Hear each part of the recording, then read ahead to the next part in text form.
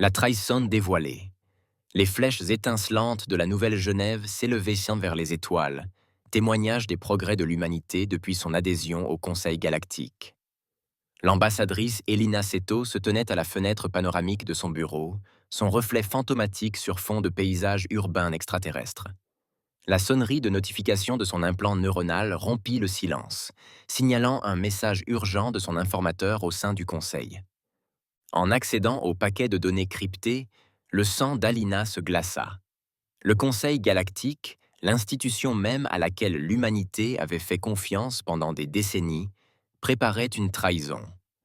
Lors de réunions secrètes, ils avaient convenu de céder les territoires sous contrôle humain à l'Empire Zorgan en pleine expansion en échange de leur propre sécurité. Ordinateur, vérifiez l'authenticité des données, ordonna Alina d'une voix ferme malgré le tumulte de son esprit. Données vérifiées avec une certitude de 99,8%. L'IA répondit. Les poings d'Alina se serrèrent. Elle n'avait que quelques heures pour avertir la Terre avant que le Conseil ne mette son plan à exécution. Alors qu'elle se retournait pour partir, la porte de son bureau s'ouvrit, révélant Xandor, son assistant arcturien. « Ambassadeur, le Conseil requiert votre présence pour une séance d'urgence. » Xandor annonça, sa peau bioluminescente palpitant d'anxiété. Alina hocha la tête, l'esprit bourdonnant. « Merci, Tandor.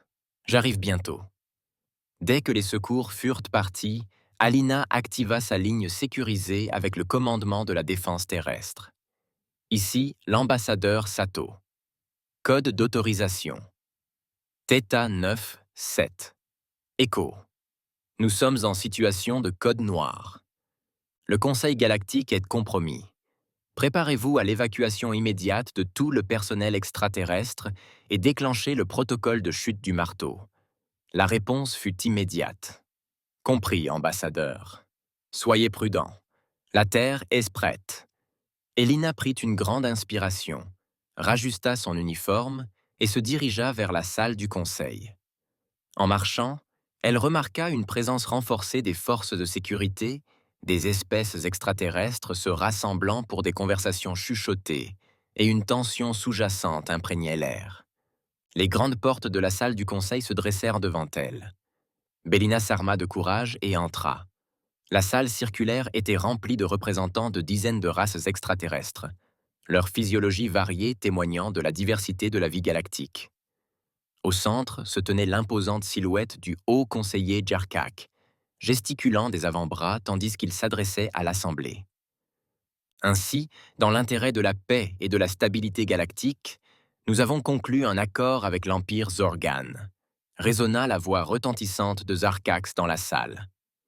Certaines concessions doivent être faites pour le bien commun. Delina plissa les yeux en s'asseyant. Les euphémismes ne pouvaient masquer la vérité. Ils trahissaient l'humanité pour leur survie. Tandis que le tsar Kax continuait d'exposer l'accord de paix, l'implant neuronal d'Elina vibra, recevant un message. Il provenait du capitaine Alexander Volkov de la Force de défense de la Terre. Évacuation en cours. Flotte mobilisée. En attente de votre signal d'extraction. Elena s'autorisa un léger sourire. La Terre ne s'effondrerait pas sans combattre. La voix du haut conseiller la ramena à l'instant présent. Et maintenant, nous demandons aux représentants de la Terre de ratifier cet accord au nom de l'humanité. Tous les regards se tournèrent vers Elena. Elle se tenait là, le cœur battant, mais sa détermination inébranlable. Haut conseiller, honorable membre du Conseil galactique, je me présente devant vous aujourd'hui non pas pour ratifier un accord, mais pour condamner un acte de trahison. Des murmures et des exclamations parcoururent l'arpent de l'Assemblée. Les bras de Jarkax tressaillirent d'agitation. « Ambassadeur Sato, je vous conseille de bien peser vos mots. » La voix d'Alina résonna, claire et provocatrice. « J'ai des preuves des transactions secrètes du Conseil avec l'Empire Zorgan. Vous comptez sacrifier la Terre et ses colonies pour votre survie. Ce n'est pas la paix, c'est de la lâcheté et de la trahison. » Le chaos s'installa dans la salle. Certains représentants démentirent. D'autres exigèrent de voir les preuves. Au milieu du brouhaha, Alina remarqua les forces de sécurité s'avancer pour bloquer les sorties. La voix de Jarkax résonna dans le vacarme. « Ambassadeur Sato, vos accusations sont infondées. Garde, arrêtez-la !» Elena actionna son implant neuronal, envoyant le signal d'extraction. À cet instant, les lumières de la chambre vacillèrent, puis s'éteignirent, plongeant la pièce dans l'obscurité. L'éclairage de secours projetait une lueur inquiétante, tandis que la confusion régnait. Profitant de cette diversion, Elena sauta par-dessus sa console et courut vers l'ascenseur privé réservé aux membres du conseil. Derrière elle, elle entendit les ordres hurlés de Jarkak et le pas lourd des forces de sécurité à sa poursuite. Les portes de l'ascenseur s'ouvrirent juste au moment où Elena les atteignait. Elle se jeta à l'intérieur et appuya sur le bouton de la plateforme d'atterrissage. Tandis que les portes se refermaient, elle aperçut des visages extraterrestres crispés par la rage et la peur.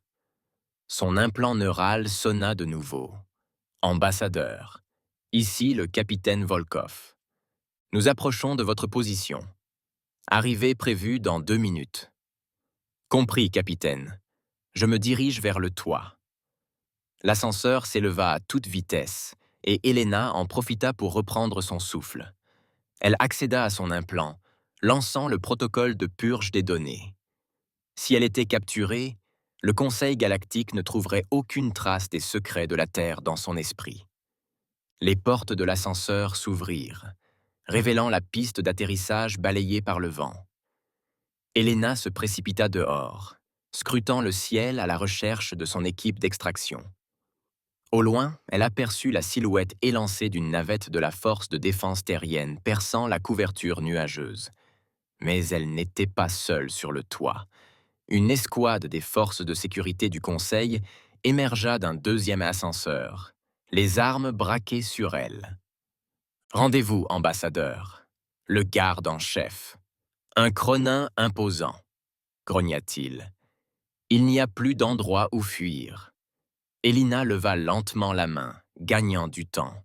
« Vous êtes du mauvais côté de l'histoire, » dit-elle, sa voix portant par-dessus le vent. « La Terre n'oubliera pas cette trahison. » Le sifflement des moteurs s'intensifia tandis que la navette terrestre s'approchait, planant juste au bord de la plateforme d'atterrissage. Son écoutille latérale s'ouvrit, révélant le capitaine Volkov et une équipe de Marines en tenue de combat complète. « Ambassadeur, sautez !» hurla Volkov. Sans hésiter, la Lina fit demi-tour et courut vers le bord du toit. Les décharges d'énergie des armes du garde grésillèrent devant elle tandis qu'elle s'échappait à l'air libre. L'espace d'un instant, elle fut en chute libre, les étendues scintillantes de Nouvelle-Genève s'étalant sous elle. Puis des mains puissantes la saisirent par les bras et la tirèrent dans la navette. Alors que l'écoutille se refermait, Alina aperçut une dernière fois les tours étincelantes du Conseil galactique s'éloignant au loin. « Vous allez bien, ambassadeur ?» demanda Volkov, l'inquiétude gravée sur son visage. Alina hocha la tête en reprenant son souffle. « Je vais bien, capitaine, mais la Terre ne s'en portera pas si nous n'agissons pas vite. Cap sur la maison. Nous devons nous préparer à une guerre. » Alors que la navette accélérait vers la haute atmosphère, Alina ressentit un mélange d'effroi et de détermination. La trahison du Conseil galactique avait brisé des décennies de confiance, mais elle avait aussi éveillé une détermination farouche. L'humanité se dresserait seule face à la menace organique, mais elle résisterait sans se laisser abattre. Le Conseil ignorait que leur trahison serait le catalyseur de l'ascension de l'humanité vers une puissance galactique. Le conflit à venir révélerait la véritable force de l'esprit humain, et les étoiles elles-mêmes témoigneraient de leur défiance. La bataille pour l'avenir de la Terre avait commencé. Les stères se préparaient à la défection. L'écran holographique de la salle du Conseil de défense de la Terre unie s'alluma, révélant une carte tridimensionnelle de l'espace connu. Des marqueurs rouges indiquaient l'avancée de la flotte Zorgan, tandis que des points bleus représentaient Kent les forces de défense terrestres rassemblées à la hâte. Le silence se fit lorsque l'amiral Yuki Tanaka s'avança, le visage buriné, empreint de détermination. « Mesdames et messieurs, commença-t-elle d'une voix ferme et résolue, ce que vous voyez devant vous est la plus grande menace que l'humanité ait jamais connue. L'Empire Zorgan, enhardi par la trahison du Conseil galactique, s'apprête à s'emparer de la Terre et de nos colonies, mais la conquête ne sera pas facile. » L'ambassadrice Elina Sato, dont l'uniforme était encore couvert de poussière de Nouvelle-Genève, se tenait aux côtés de l'amiral.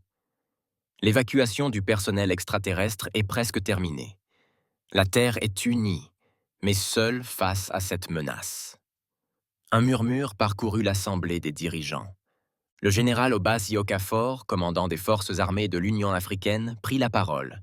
« Qu'en est-il de nos alliés parmi les races extraterrestres ?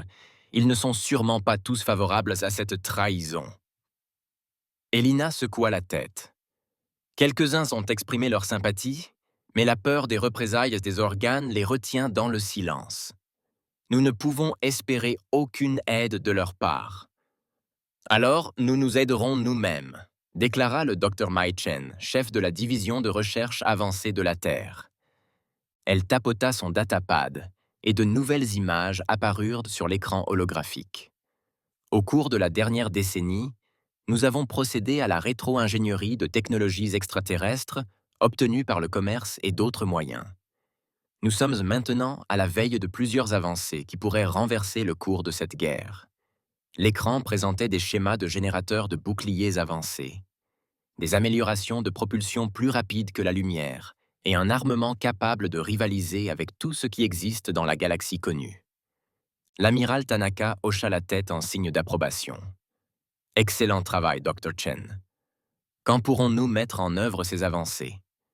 Grâce à un effort mondial, nous pourrions moderniser notre flotte en 3 mois, mais les organes seront à notre porte dans 4 mois. » Un brouhaha inquiet s'empara de la salle, mais un sifflement aigu coupa le bruit. Tous les regards se tournèrent vers le capitaine Jack Harper, un vétéran grisonnant de l'insurrection de Mars. Il se leva. « Alors, on gagne du temps. Tactiques de frappes éclairs. Guérilla spatiale. On a des avant-postes et des bases secrètes dans tout le système solaire. On les utilise, on saigne les organes, on les ralentit jusqu'à être prêts à riposter. » L'amiral Tanaka réfléchit, puis acquiesça. « D'accord. Capitaine Harper, vous dirigerez nos actions retardatrices. Général Okafor, coordonnez-vous avec les autres commandements régionaux. Je veux que chaque navire, chaque arme, chaque soldat soit prêt pour ce combat. Dr Chen, vous disposez de ressources illimitées. Tout ce dont vous avez besoin pour accélérer nos avancées technologiques, vous l'aurez. » Tandis que les chefs se dispersaient pour vaquer à leurs occupations, Alina s'approcha de l'amiral. « Quel est mon rôle dans tout ça, Yuki? Je suis un diplomate sans conseil galactique avec qui négocier. » L'amiral Tanaka posa la main sur l'épaule d'Elena. « Tu es notre atout, Elena. Tu connais les extraterrestres, leur culture, leurs faiblesses. Nous aurons besoin de ces connaissances pour survivre. De plus, j'ai une autre mission en tête pour toi. » Au cours des semaines suivantes, la Terre se transforma. Les villes devinrent des forteresses, les plateformes orbitales regorgeaient d'armes, et les chantiers navals travaillaient sans relâche pour agrandir la flotte. La Lune, longtemps avant-poste scientifique, fut transformée en bastion militaire, ses bases secrètes et ses réseaux de capteurs avancés, constituant un système d'alerte précoce pour le système solaire interne. Dans la ceinture d'astéroïdes, la flotte de gorilles du capitaine Hopper jouait au chat et à la souris avec les vaisseaux éclaireurs Organs. Chaque escarmouche fournissait de précieuses données de combat, permettant à l'équipe du Dr Chen d'affiner ses plans. Sur Mars, les colonies tentaculaires qui avaient souffert sous la domination de la Terre constituaient désormais la deuxième ligne de défense de l'humanité. Le général Okafor supervisa l'installation d'énormes canons à ions dans les Val Marineris, tandis que les vastes réseaux de tunnels sous Olympus Mons étaient transformés en bunkers de commandement renforcés. Mais le projet le plus ambitieux prenait peut-être forme dans les nuages tourbillonnants de Vénus. Là, à l'abri des regards indiscrets, une arme secrète était en cours de fabrication, celle qui pouvait changer le cours de la guerre. L'ambassadrice Seto se retrouva au cœur de ce projet, travaillant aux côtés d'une équipe composée des esprits les plus brillants de la Terre et d'une poignée de transfuges extraterrestres ayant choisi de se ranger du côté de l'humanité. Ensemble, ils s'efforçaient de percer les secrets d'une technologie ancienne, antérieure même au Conseil galactique. À l'approche de l'échéance, la tension montait. La flotte Zorgan avait été détectée pénétrant dans le nuage d'Oort, la frontière la plus éloignée du système solaire. L'heure de vérité de l'humanité approchait à grands pas. Lors d'un ultime conseil de guerre, l'amiral Tanaka s'adressa aux dirigeants de la Terre. « L'ennemi est à nos portes », dit-elle d'une voix ferme. « Ils s'attendent à trouver une espèce primitive et divisée, prête à être conquise. Au lieu de cela, ils affronteront une race humaine unie, armée de détermination, d'ingéniosité et de quelques surprises. » Elle se tourna vers le capitaine Harper. « Jack, vos tactiques de guérilla nous ont fait gagner un temps précieux. Bien joué. Maintenant, ramenez vos forces sur Mars. Nous aurons besoin de tous les vaisseaux pour ce qui nous attend. » Harper salua, un sourire féroce sur son visage buriné. « Oui. Amiral, nous leur avons réservé quelques mauvaises surprises. Ils boiteront d'ici à ce qu'ils atteignent la planète rouge. » « Bien. » Tanaka hocha la tête puis se tourna vers le Dr. Chen. « Mei. État d'avancement des améliorations de notre flotte. » Le scientifique scruta fièrement la taille de son vaisseau. « Terminé plus tôt que prévu, amiral. Nos vaisseaux sont désormais équipés de boucliers capables de résister à un bombardement plasma soutenu, et nos nouvelles torpilles quantiques peuvent transpercer le blindage des organes comme du papier de soie. »« Excellent !» dit Tanaka en s'autorisant un léger sourire. Elle s'adressa ensuite à Alina. « Ambassadeur, où en est le projet Lazarus ?» Alina s'avança, le visage mêlé d'excitation et d'appréhension. « Nous sommes prêts pour le test final. Amiral, si ça marche, nous aurons une arme que les organes ne peuvent pas anticiper. »« Et si ce n'est pas le cas ?» demanda le général Okafor, exprimant l'inquiétude de tous.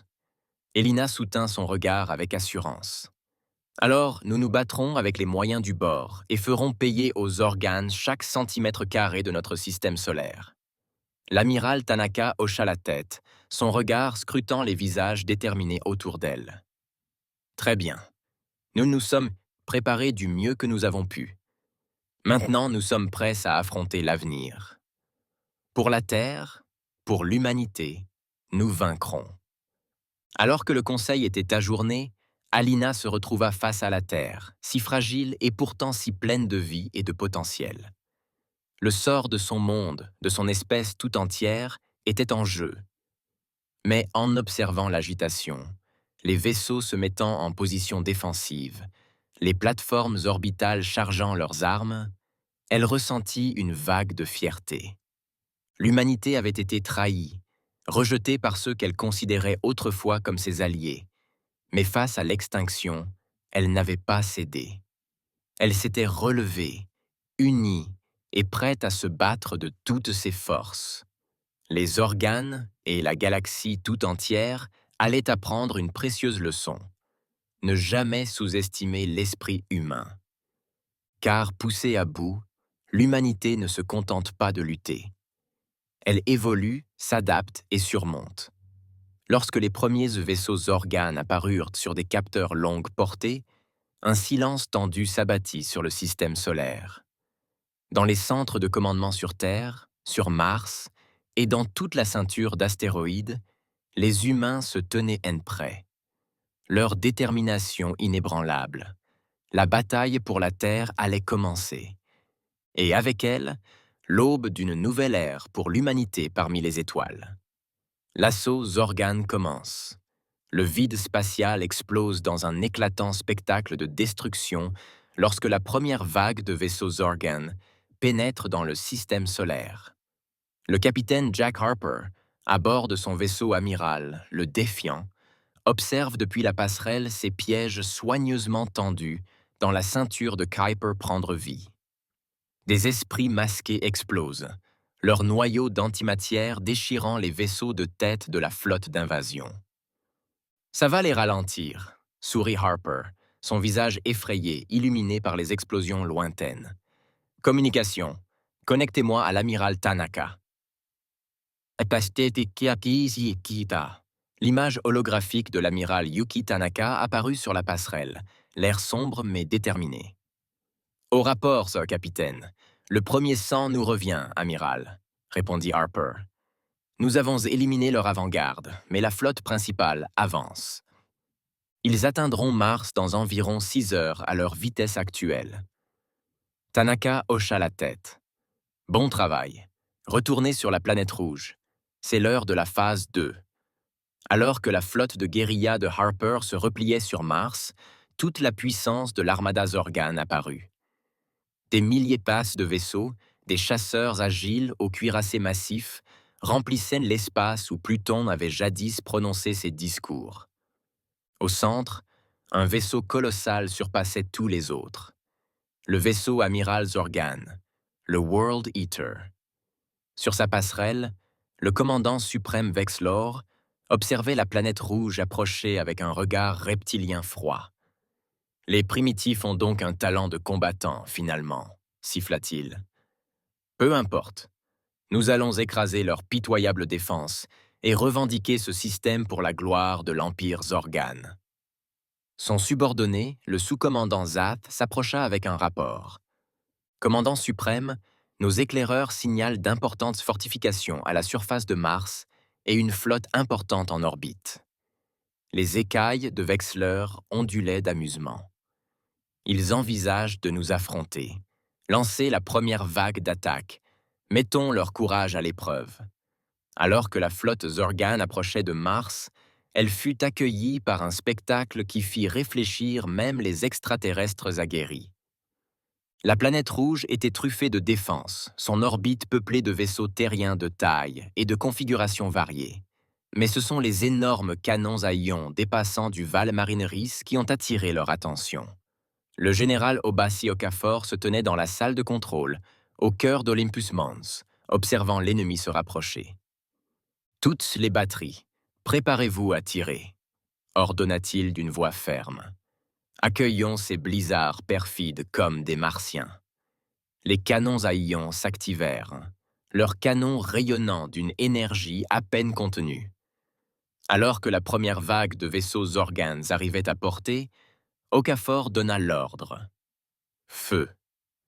Des lances d'énergie bleu-blanc jaillirent de la surface martienne, transperçant l'espace.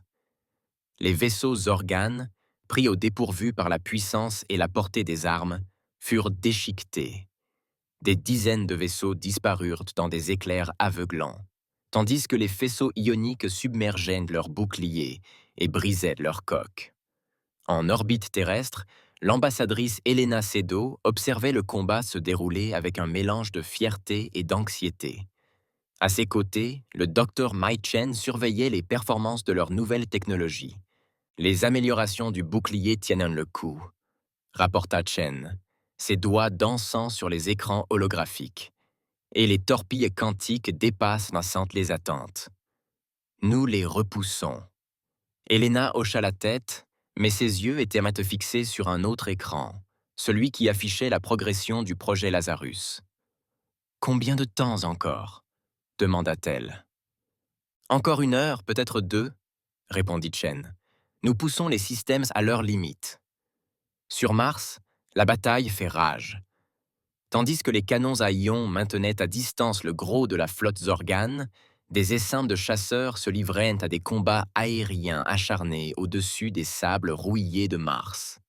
Le défiant du capitaine Harper dirigeait un escadron des meilleurs pilotes de la Terre, se faufilant à travers le chaos avec une habileté inégalée.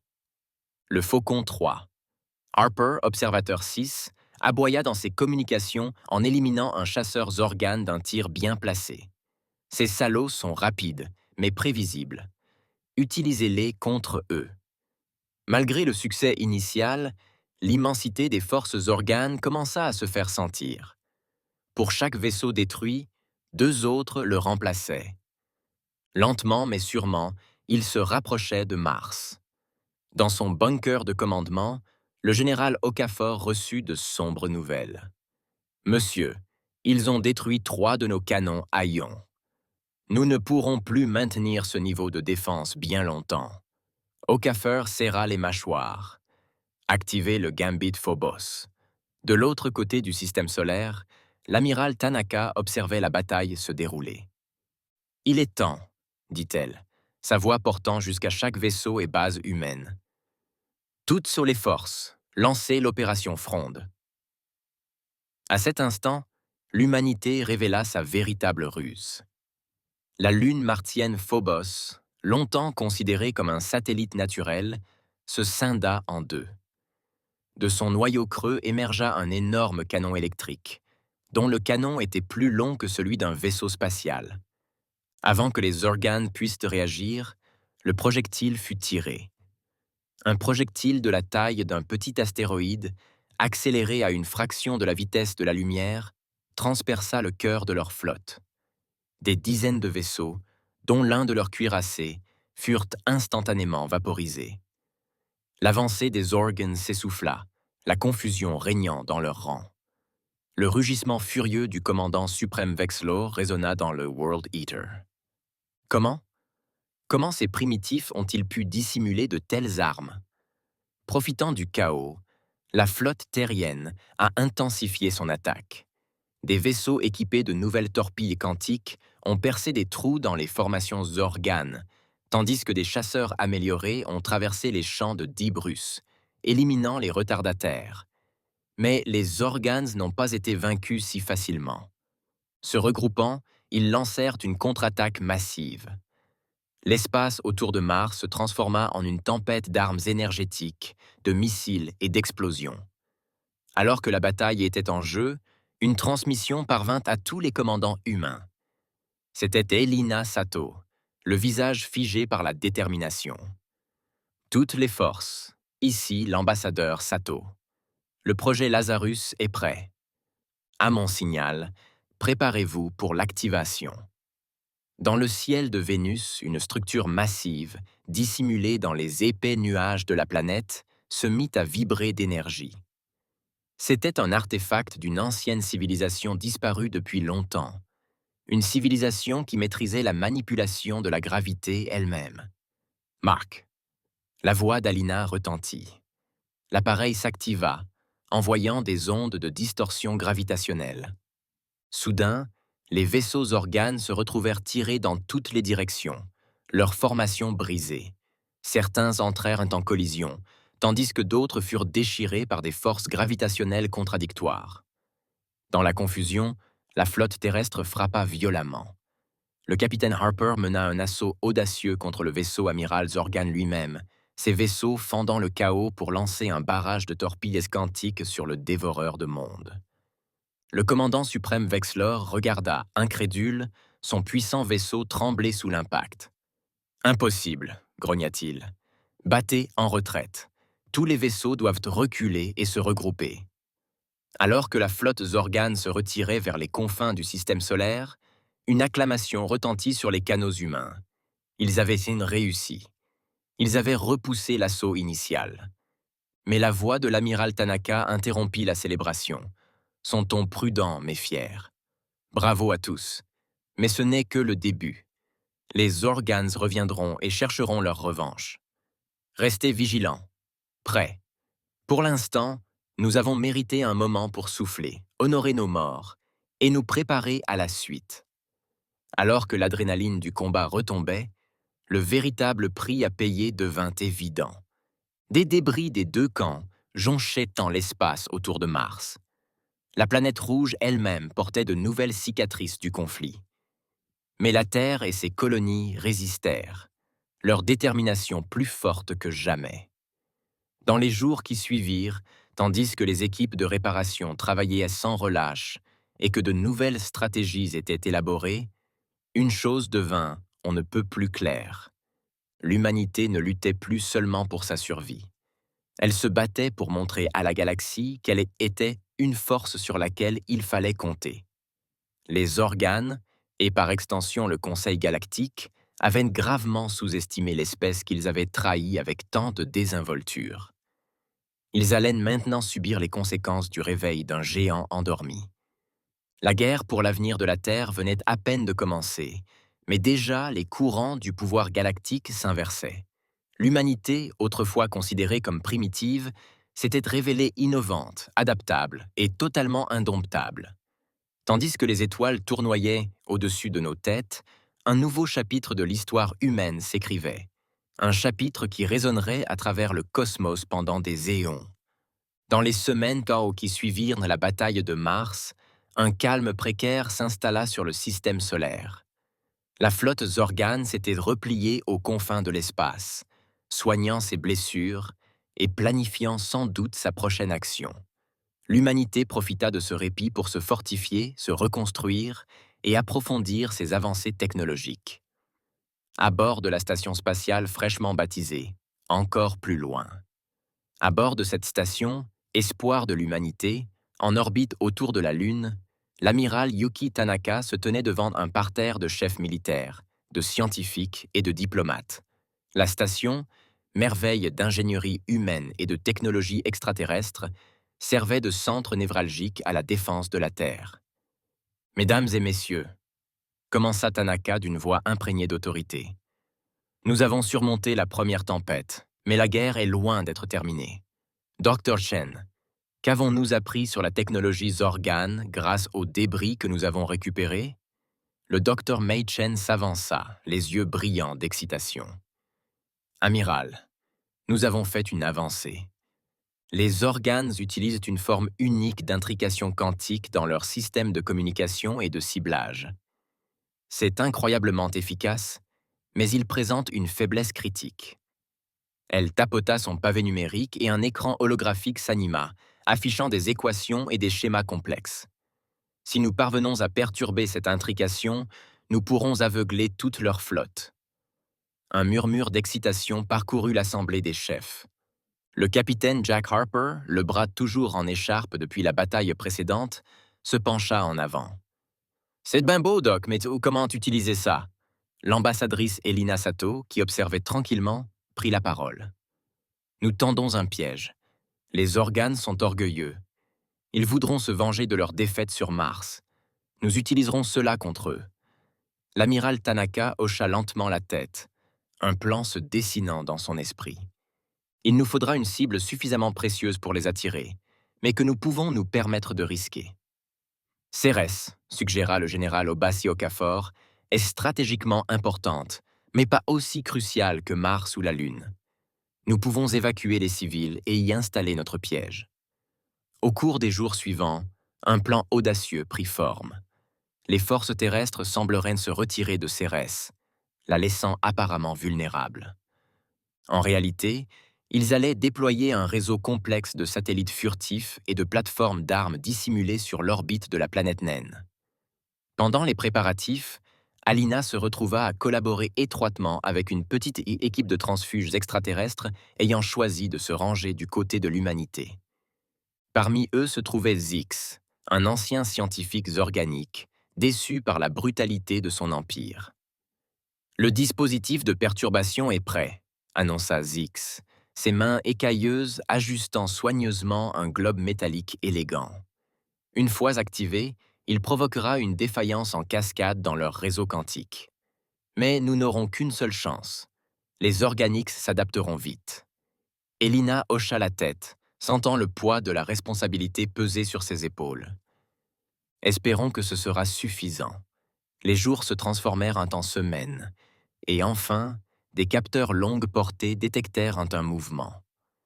La flotte Zorgan, à peine 2 fois plus nombreuse que leur précédente force, avançait sur Cérès. La voix de l'amiral Tanaka résonna sur toutes les fréquences humaines. « Ça y est, les gars, l'opération échec et mat est lancée. Souvenez-vous de votre entraînement, faites-vous confiance les uns aux autres, et montrons à ces extraterrestres ce qui arrive quand on accule l'humanité. » Lorsque l'armada Zorgan pénétra dans le système Cérès, elle trouva exactement ce qu'elle attendait. Une planète naine faiblement défendue, prête à être conquise. Le commandant suprême Vexlor, l'orgueil encore rongé par la défaite sur Mars, ordonna un assaut général. « Écrasez leur défense, gronda-t-il. Je veux que ce rocher soit réduit en poussière sous nos... » Ces paroles furent interrompues par le chaos qui s'empara de la flotte Zorgan. Les vaisseaux dévièrent brutalement de leur trajectoire, entrant en collision les uns avec les autres. Les tirs d'armes s'étendirent, manquant leur cible de loin, et, malgré tout, un silence assourdissant emplit leurs canaux de communication. Dans cet instant de confusion, l'humanité frappa. Les plateformes cachées autour de Cérès se révélèrent, déclenchant un déluge de torpilles quantiques et d'impulsions gravitationnelles. Des vaisseaux terrestres, camouflés et en attente, apparurent soudain au milieu de la formation Zorgan, semant le chaos. Le capitaine Harper, menant la charge à bord de son Defiant fraîchement réparé, ne put s'empêcher de pousser des cris de joie. Voilà qui est plus juste. Tous les vaisseaux engageaient le combat à volonté. Envoyons ces lézards faire leurs valises. La bataille fit rage pendant des heures, mais l'issue ne faisait aucun doute. Privée de son système de ciblage et de communication avancé, la flotte zorganienne, autrefois puissante, était réduite à une masse désorganisée. Un à un, leurs vaisseaux tombèrent sous l'assaut coordonné de la Terre. Sur le pont du World Eater, le commandant suprême Vexlor observait, incrédule, sa flotte s'effondrer autour de lui. « Impossible, siffla-t-il. C'est primitif. Comment aurait-il pu ?» Une torpille quantique frappa le vaisseau amiral, brisant ses boucliers affaiblis. Alors que les systèmes autour de lui s'effondraient, Vexlor prit une décision qui allait changer le cours de la guerre. À tous les vaisseaux, lança-t-il dans le système de communication défaillant. Retraite totale. Abandon du système sol. Alors que les restes de la flotte organique s'enfuyaient, abandonnant le vaisseau endommagé de leur chef, des acclamations fusèrent parmi les forces terrestres. Ils n'avaient pas seulement remporté une bataille, ils avaient brisé le mythe de l'invincibilité organique. Par la suite, alors que des prisonniers étaient faits et que le World Eater était abordé, l'humanité fit une autre découverte surprenante. Les banques de données du vaisseau contenaient une mine d'informations, non seulement sur l'Empire Zorgan, mais aussi sur le fonctionnement interne du Conseil galactique lui-même. L'ambassadrice Sato, étudiant les fichiers traduits avec son équipe, ressentait un mélange de colère et de justification. « Tout est là », souffla-t-elle. « La corruption du Conseil, ses accords secrets, sa manipulation des races plus jeunes. Nous pouvons en profiter. » L'amiral Tanaka, la rejoignant au centre de commandement improvisé sur Cérès, hocha la tête d'un air sombre. « Nous ne luttons plus seulement pour notre survie, Alina. Nous luttons pour changer l'équilibre des forces dans la galaxie. » Alors que la nouvelle de la victoire se répandait, un événement sans précédent commença à se produire. Des vaisseaux d'autres races extraterrestres, opprimés ou marginalisés par le Conseil et les organes, commencèrent à arriver dans le système sol. Ils proposaient alliance, technologie et une chance de faire partie de quelque chose de plus grand. L'humanité, si récemment au bord de l'extinction, se retrouvait désormais au centre d'une coalition grandissante d'espèces unies contre l'ancien ordre. Dans une salle de réunion sécurisée consacrée à l'espoir de l'humanité, les dirigeants de la Terre se réunissaient pour discuter de leur prochaine action. L'écran holographique montrait non seulement leur système solaire, mais tout un secteur de la galaxie. « Nous avons un choix à faire », déclara l'amiral Tanaka, scrutant les visages autour d'elle. « Devons-nous consolider nos acquis, fortifier nos frontières et nous concentrer sur la reconstruction? Ou allons-nous les combattre ?» Le capitaine Hopper, les yeux brillants à l'idée de nouvelles actions, se pencha en avant. « Je dis qu'il faut battre le fer tant qu'il est chaud. Les organes sont sous le choc, et le Conseil est probablement plongé dans le chaos. Nous n'aurons jamais une meilleure chance. » Le général Okafer acquiesça d'un hochement de tête. « En attendant, nous leur donnons le temps de se ressaisir et de trouver des contre-mesures à notre technologie. Nous devons exploiter notre avantage. » Le docteur Shen, toujours en garde contre les dangers, a pris la parole. Nous devons veiller à ne pas nous surmener. Nous avons fait des progrès incroyables, mais nous apprenons encore à utiliser une grande partie de cette technologie. Tous les regards se tournèrent vers l'ambassadrice Sato. Elle se leva, le visage résolu. Nous n'avons pas déclenché cette guerre, mais nous avons la responsabilité de la terminer. Non seulement pour nous-mêmes, mais aussi pour toutes les races qui ont souffert de la corruption du Conseil et de la brutalité des organes. Je propose que nous les combattions, mais pas en conquérant. Nous y allons en libérateurs, en fondateurs d'un nouvel ordre juste dans la galaxie. Un moment de silence suivit ces paroles, puis l'amiral Tanaka hocha la tête. Bien dit, ambassadeur. Il semble que nous ayons trouvé notre voie. Nous devrons agir vite, nous coordonner avec nos nouveaux alliés et nous préparer à une campagne sans précédent dans l'histoire de l'humanité. Alors que la réunion s'ajournait et que les plans étaient mis en œuvre, un sentiment d'impatience envahissait la station. L'humanité, autrefois un homme de loi trahi, se trouvait désormais à la tête d'une alliance grandissante. Ils avaient survécu à l'épreuve de l'invasion et en étaient ressortis plus forts, plus intelligents et plus unis que jamais. La phase suivante de la guerre allait commencer. Et avec elle, l'aube d'une nouvelle ère pour la galaxie. Une ère façonnée par la détermination humaine, l'ingéniosité et une foi inébranlable dans la force de l'unité face à l'adversité.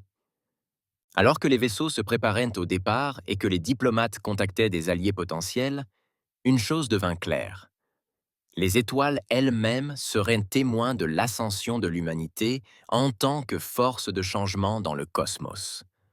Le triomphe de l'humanité et le nouvel ordre galactique. L'immensité de l'espace, autrefois un obstacle aux ambitions de l'humanité, servait désormais de toile de fond à leur plus grande entreprise.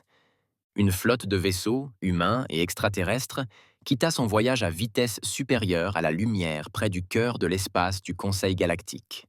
Au centre, le vaisseau amiral Unity, merveille d'ingénierie coopérative symbolisant la nouvelle alliance.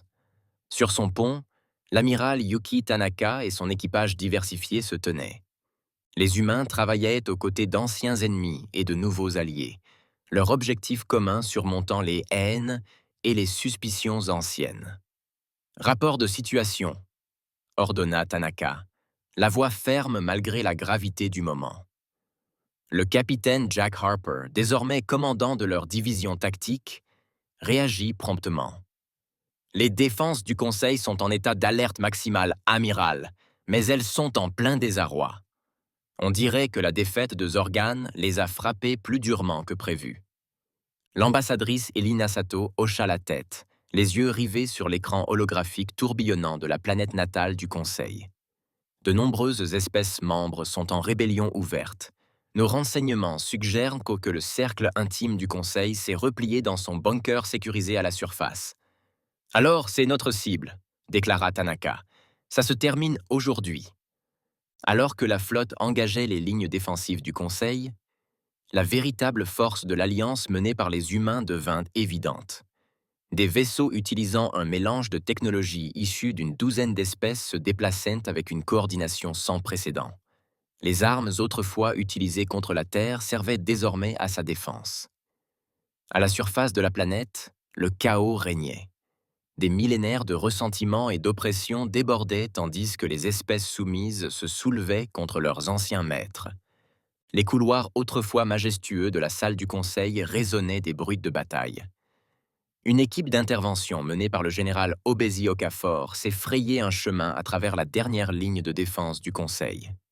À ses côtés, Zix, le transfuge Zorgon, a utilisé ses connaissances internes pour contourner les systèmes de sécurité. À réfléchir, songea Zix tandis qu'ils avançaient. Il y a un cycle.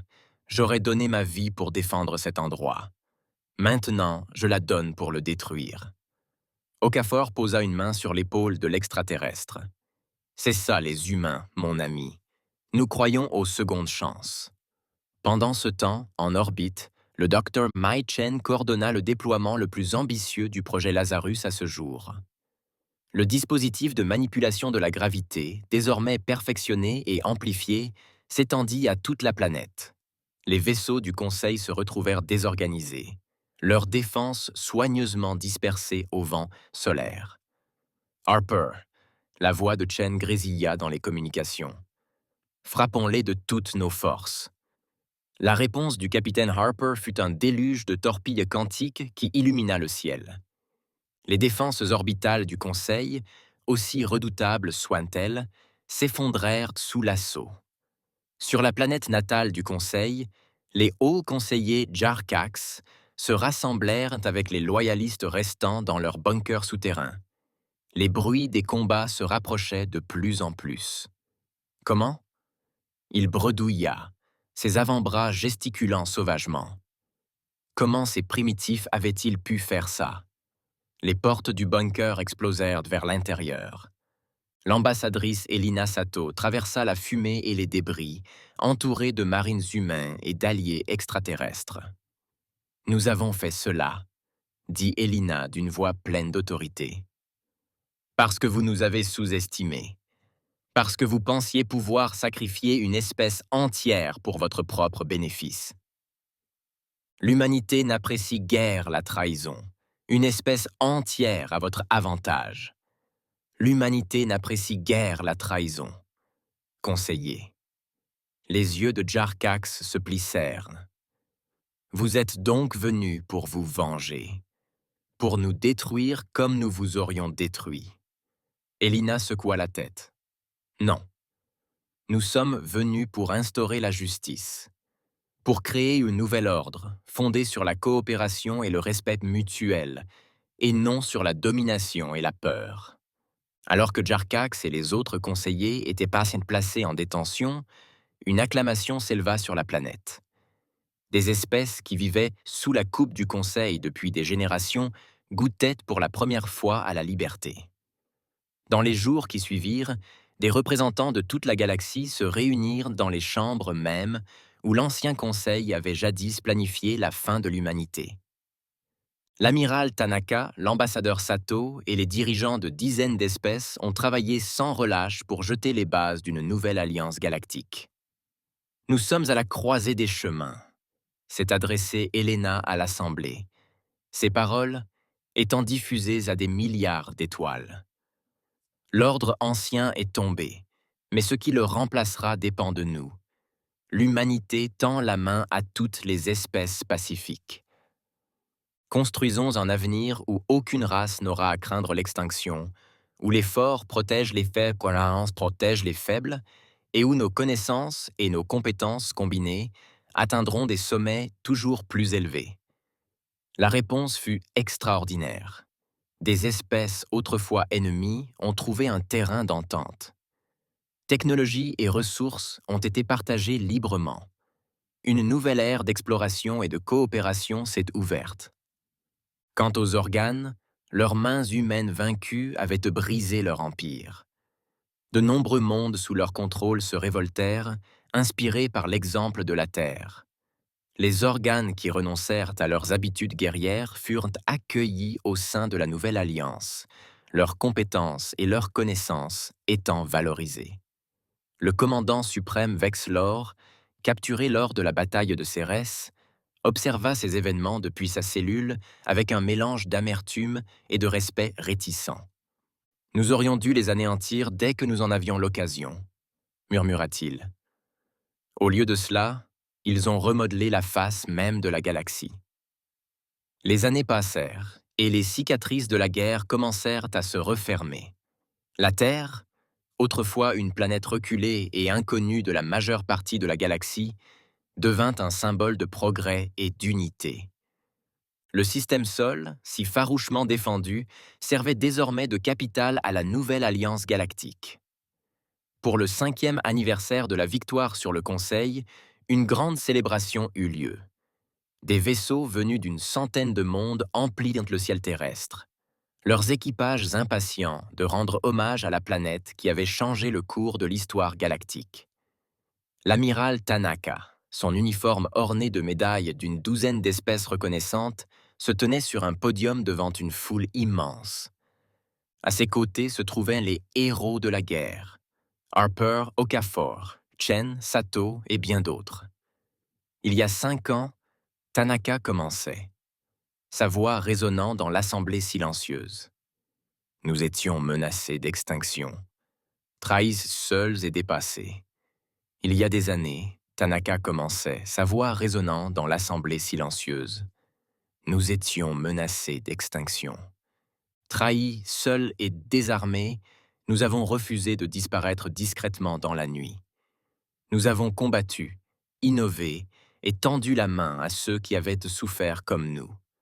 Elle marqua une pause, son regard scrutant les visages divers qui se présentaient à elle, humains et extraterrestres, unis par un même objectif. Aujourd'hui, nous célébrons non seulement notre survie, mais aussi la naissance d'une nouvelle ère.